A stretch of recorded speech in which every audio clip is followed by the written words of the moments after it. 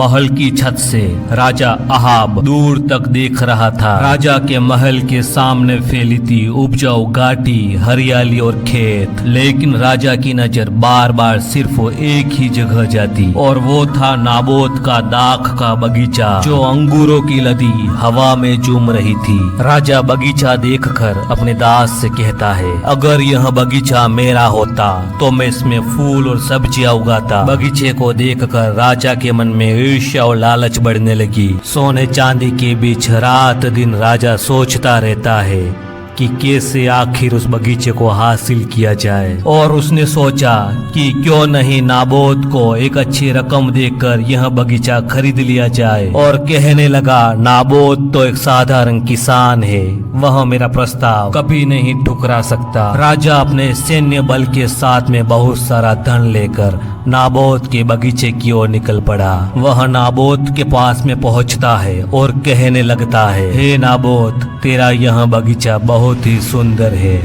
मैं इसे पसंद करता हूँ, इसे मुझे दे दे। बदले में मैं तुझे और भी दूसरे बहुत सारे बगीचे दूंगा और बहुत सारा धन भी। नाबोत सम्मान पूर्वक कहने लगा, महाराज, यह हमारे पूर्वजों का बगीचा है और यहोवा ने हमें यह भूमि विरासत में दी है। माफ कीजिएगा, मैं यह भूमि किसी भी हाल में नहीं बेच सकता। राजा का दिल अब और भी भारी हो गया। वह महल की ओर निकल पड़ा और वह मन ही मन सोचने लगा कि कैसे आखिर एक साधारण किसान ने मेरा प्रस्ताव ठुकरा दिया। राजा ने खाना पीना भी छोड़ दिया। महल के सारे नौकर व रानियां परेशान हो गए कि आखिर राजा को क्या हुआ। और तभी आती है इजेबेल, जो इस कहानी में एक नया मोड़ लाती है। राजा उसे वह सब कुछ बताता है जो उसके साथ में हुआ, और वह क्रोधित होकर कहने लगी, क्या इजराइल का राजा इतना कमजोर है कि एक साधारण किसान राजा का प्रस्ताव ठुकरा दे? इस किसान की हिम्मत कैसे हुई तुम्हें मना करने की? उठो, खाना खाओ, मैं दिलाऊंगी तुम्हें नाबोत का बगीचा। और फिर उसने राजा के नाम से एक पत्र लिखा।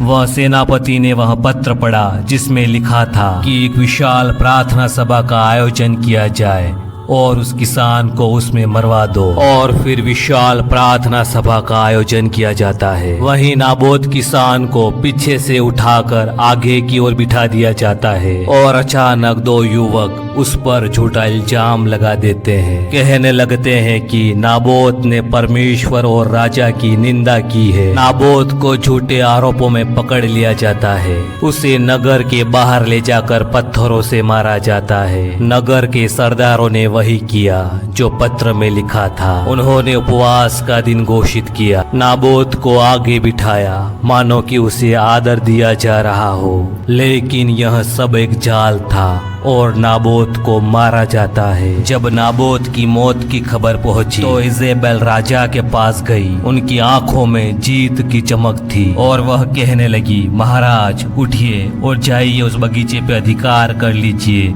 वह किसान मारा गया है। राजा उस बगीचे में जाता है और बगीचे को देखकर खुश हो जाता है। मन ही मन सोचता है, अब इस भूमि पे सिर्फ मेरा अधिकार है, मैं चाहूं जो कर सकता हूं। राजा नाबोत के बगीचे में घूम ही रहा था कि उसके सामने अचानक से एक चेहरा आता है और वह था परमेश्वर का नबी। उसका चेहरा कठोर व उसकी आंखों में न्याय की चमक थी और वह राजा से कहने लगा, तूने एक निर्दोष का खून किया है व तूने उसकी भूमि को छीना है, इसलिए अब सुन, जहाँ पर जिन कुत्तों ने नाबोत की हत्या की है वहीं पर अब तेरी भी हत्या की जाएगी। नबी जेबल को कहता है कि तेरा मांस कुत्ते खाएंगे और तेरे वंश का भी यही हाल होगा।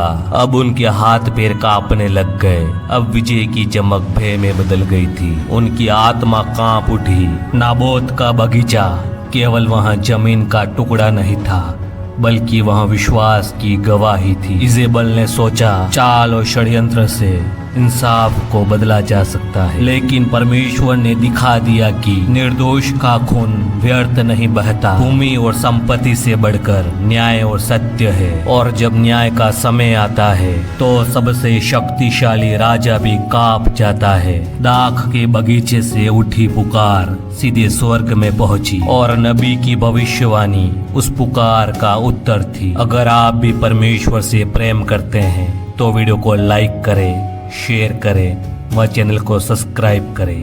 परमेश्वर आपको आशीषित करे। आमीन।